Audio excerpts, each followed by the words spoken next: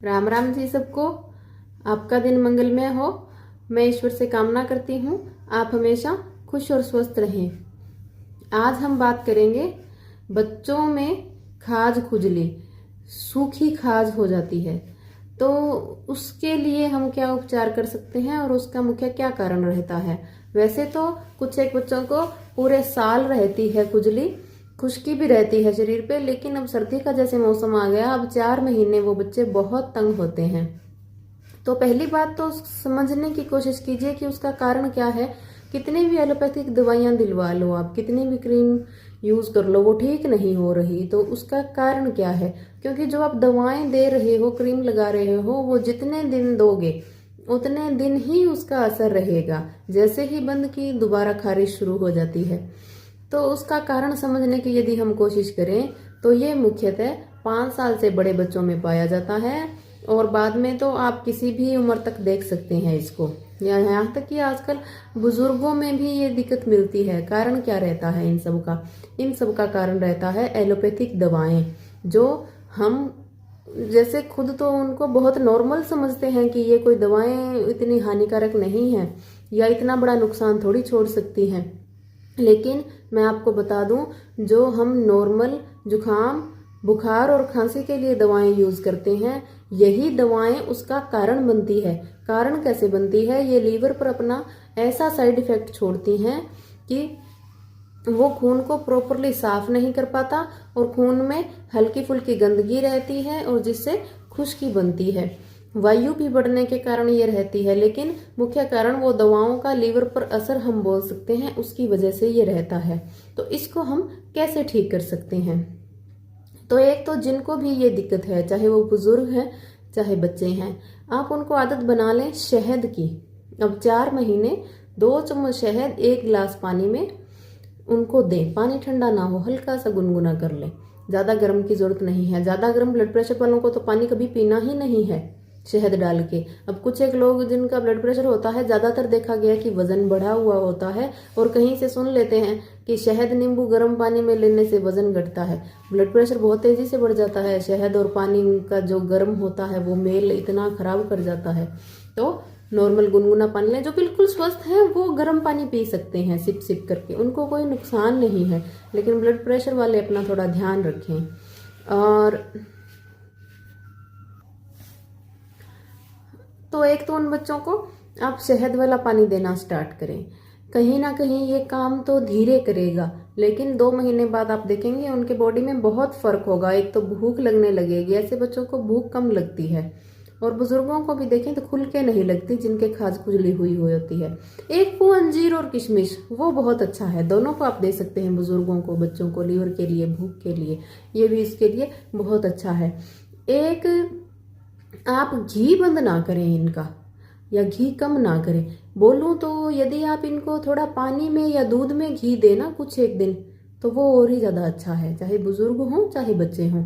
फिर से कहूंगी, दूध बिल्कुल गरम गरम नहीं पीना, किसी को कभी नहीं पीना, स्वस्थ को भी नहीं पीना। दूध तो गरम बहुत खराब करता है। तो आप दूध या पानी में बहुत अच्छा है, और दूध में भी ले तो आप ले लें। उससे क्या है, जो अंदर की खुश्की है वो सही होगी, जिसकी वजह से इसमें आपको बहुत मदद मिलेगी। अब चौथी चीज क्या है, गाजर का रस। अब 4 महीने अब सर्दी है, खुश्की है, तो इसके लिए गाजर बहुत अच्छी है। कैसे लें, यदि आप सैलेड खा सकें 2 गाजर का तो कंटिन्यू बनाएं। कंटिन्यूटी बहुत जरूरी है। आपने 10 दिन खा ली, 2 दिन नहीं खाई तो बोलोगे उसका कोई असर नहीं हुआ। अरे जब वो असर करना शुरू करती है तो आप उसको बंद कर देते हो।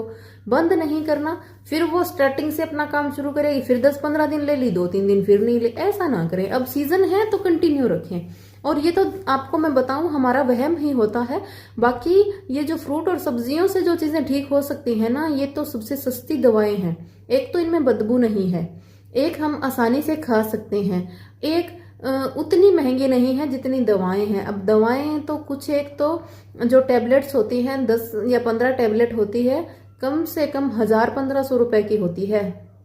तो लगभग 100-150 रुपए की एक गोली, और 150 रुपए की गाजर। अब तो मान सकती हूं मैं, कुछ 10-15 तो दिन रेट तेज रहेंगे गाजर के, लेकिन जैसे ही सर्दी आती है ये 10-15 रुपए आम हो जाती है किलो। वो भी तो बहुत सस्ती है। आप इन चीजों को लगातार यूज कीजिए, दवाओं से बहुत अच्छी और बहुत सस्ती और बहुत इफेक्टिव। गाजर इसलिए बोल रही हूँ, उसमें सभी मिनरल्स पाए जाते हैं, तो उसका आप रस भी तो पी सकते हो। और रस अगर पीना है सीधा आपको नहीं अच्छा लग रहा, तो ये दूध में खुजली के लिए रामबाण बताया गया है। जैसे आप गाजर पाक अच्छा लगता है, वैसे ही दूध के अंदर गाजर का रस रामबाण है, बहुत अच्छा लगता है।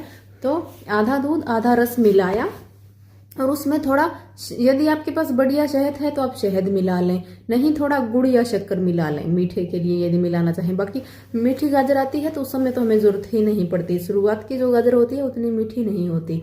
बाकी ये एक औषधि बनती है पूरी, शहद, दूध और गाजर के रस की, जो खुजली के लिए, शरीर में जिन भी तत्वों की कमी है, खासकर महिलाओं के लिए बहुत ही जरूरी है। 3 महीने आप लगातार ले लें, नहीं तो 2 महीने तो चूके ही नहीं, एक अलग ही रिजल्ट देखेंगे आप।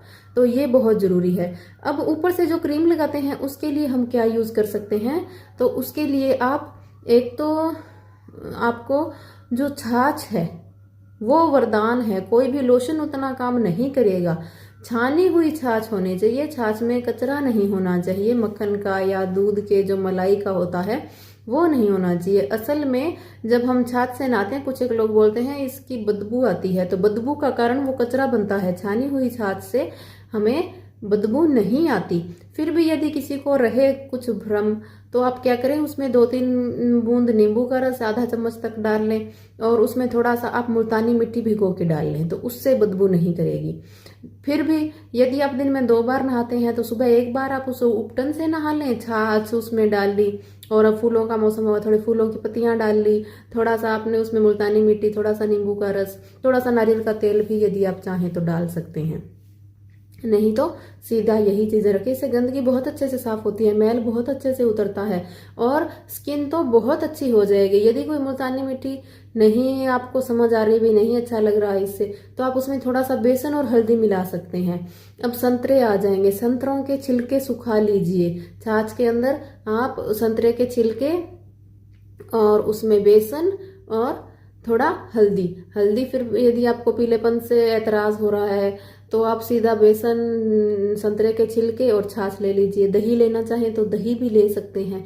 दही से ऐसे है जिनको, वो मैं स्मेल की बात कर रही हूँ, छाछ में फिर भी कम आती है, दही में ज्यादा घी होने की वजह से ज्यादा आती है। दोनों चीजों में से जो आपको अच्छा लगे आप ले सकते हैं। दही छाछ से नहाइए। दिन में 2 बार नहा रहे हैं तो 1 बार आप जरूर इससे नहाएं, दूसरी बार आप जिस चीज से साबुन से नहा रहे हैं नहा सकते हैं। नहीं तो दिन में 1 बार ही नहा रहे हैं तो एक दिन आपने उस उपटन से नहा लिया, दूसरे दिन साबुन से नहा लीजिए। नहीं तो बच्चों को तो यदि खाज है ना, तो आप पूरे 15 दिन इसको इस्तेमाल करना, पहले दिन से ही रिजल्ट है। और गौमूत्र लगाइए जहां भी खुजली, जैसे किसी की पक जाती है, पुरानी हो जाती है, तो लगातार 1.5-2 महीने तक देसी गाय का, छोटी बच्चियां मिल जाए उसका, बहुत ही अच्छा, उसको आप कॉटन से लगाइए पैर पे, हाथ पे, जहां भी खुजली है, तो आपको बहुत ज्यादा आराम मिलेगा। एक मैं बता दूं, एक खुजली होती है इन्फेक्शन वाली, किसी को हो गई, जैसे वो जुलाई अगस्त का महीना होता है ना, बरसात का, उस महीने में हो जाती है और वो फैलती है, किसी एक को हुई फिर आगे दूसरे को, फिर उससे आगे आगे आगे। उस खुजली का सबसे अच्छा उपाय है गौमूत्र। आप फिल्टर हुआ अच्छा गौमूत्र ले लें। यदि घर में देसी गाय, छोटी बच्चियां है, तो उसको 7 बार 7 जो आप तय लगा लें मलमल के कपड़े की, उस कपड़े से छान के, वो फिल्टर घर पे हो जाता है, नहीं आप बाजार से अच्छा ले लें।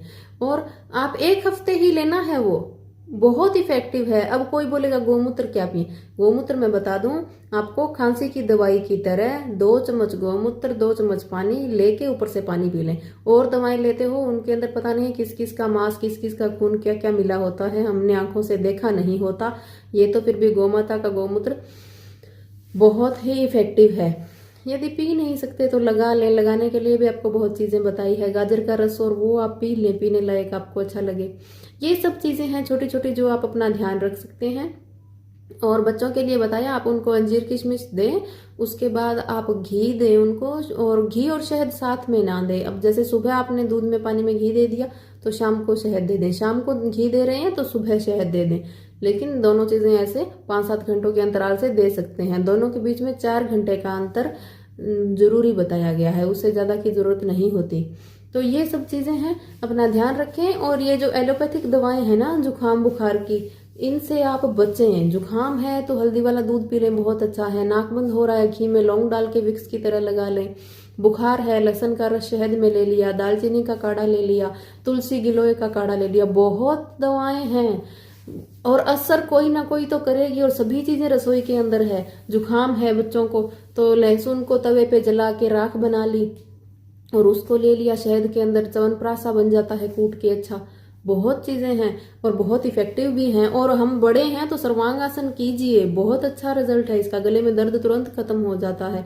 लहसुन की 2-3 कली थोड़ी से मेथी दाना पानी में उबाल लिए और उसके गरारे कर लिए, वो भी बहुत अच्छा है। उज्जाई कर लिया, मुलेठी मिश्री काली मिर्च मुंह में रख ली तो गले में ही जुकाम ठीक हो जाता है। ये सब चीजें करें, बच्चों को भी दें। एक्यूप्रेशर का पॉइंट होता है जो हमें गले में जो इन्फेक्शन है, दर्द है, उसके लिए। ये जो अंगूठा है इसके दोनों साइड और ये जो मोटा एरिया है ये गर्दन के लिए, दोनों अंगूठों के ये पूरे यहाँ से हम यहाँ कलाई तक लाएंगे, ये पूरी हड्डी होती है अंगूठे की, तो ये गर्दन का पॉइंट है। इसको दोनों तरफ से आप दबाइए, बच्चे दबवा नहीं रहे। हल्का सा सरसों का तेल लगा के उंगली से हल्की हल्की मसाज कीजिए पहले, फिर वो जो नसें अंदर सख्त हुई हैं, गले का दर्द यहाँ पे है, यहाँ पे बहुत गंभीर होगा, वो नसें थोड़ी सॉफ्ट हो जाएंगी, फिर दर्द नहीं करेंगे, फिर उसको आप अच्छे से दबाइए तो बहुत जल्दी ठीक हो जाएगा। एक आपको योगा बताती हूँ, अनुलोम विलोम यदि आप करें तो लगातार करें, फिर उसका बहुत अच्छा रिजल्ट मिलता है। आपकी कमर दर्द हो रही है तो आप लेट जाएं, सीधे, पैर भी सीधे, गर्दन सीधी, तकिया नहीं, फिर बैठ के करें। हाथ चेंज कर लें, लेकिन लगातार आधे घंटे करें, फिर बहुत अच्छा रिजल्ट है। दिन में पूरा दिन आलस नहीं आएगा। मुद्राएं आप लगा सकते हैं कब्ज के लिए। ये मुद्रा बिल्कुल छोटी उंगली को अंगूठे से दबा के, ये तीनों उंगली सीधी, ये मुद्रा आप रखें जितनी देर रख सकें। इससे आंत बहुत अच्छे से साफ होगी। योगा करने के बाद फिर से आपको दोबारा फ्रेश होना पड़ेगा। एक चीज और, इससे जब थक जाएं और यदि ध्यान नहीं लग रहा, ध्यान यानी योग में मन नहीं लग रहा शरीर में, ऐसे कि छोड़ दूं और चला जाऊं, तो उस समय ज्ञान मुद्रा थोड़ा एकाग्रता बनाएगी, आपकी मन एक जगह टिकाएगी आपका। इससे आप दोनों ये करके थक चुके हैं तो उसके बाद संजीवनी मुद्रा लगा लें। पहली उंगली को अंगूठे से दबाएं, ये लंबी वाली दोनों उंगली ऐसे अंगूठे के पोर से दोनों के पोर मिलाएं, तर्जनी उंगली सीधी, तो ये संजीवनी मुद्रा है, इसको बनाएं। संजीवनी मुद्रा जो है इतनी अच्छी है, इतनी अच्छी है, इसका नाम ऐसे ही संजीवनी नहीं है, ये सच में संजीवनी है। किसी को भी यदि ये है आप बनवा सकते हैं। और कहा गया है कि यदि व्यक्ति बिल्कुल चारपाई के चिपक गया हो तो उसको भी यदि आप संजीवनी मुद्रा लगाते हो तो उसके भी रोग धीरे धीरे खत्म होने लगते हैं। बहुत अच्छी है, तो आप लगाएं कि हमें रोग कोई बने ही ना, हम पहले से ही उसके लिए तैयार रहें। सभी इसको बोलूंगी व्यायाम जरूर करें सुबह, बहुत अच्छा है। आधा घंटा लोम विलोम कपालभाति, ये 2 तो आप कर ही लें, थोड़ा सा भ्रमरी कर लिया। लेडीज को ये बटरफ्लाई और मूलबंध जरूर करना चाहिए। थोड़ी थोड़ी चीजें अपने शरीर के लिए दें। बाकी खाद खुजले का आज टॉपिक था। आशा करती हूँ आप सबको बहुत पसंद आया होगा, और ज्यादा से ज्यादा शेयर करना, सब्सक्राइब करना मत भूलना। Thank you.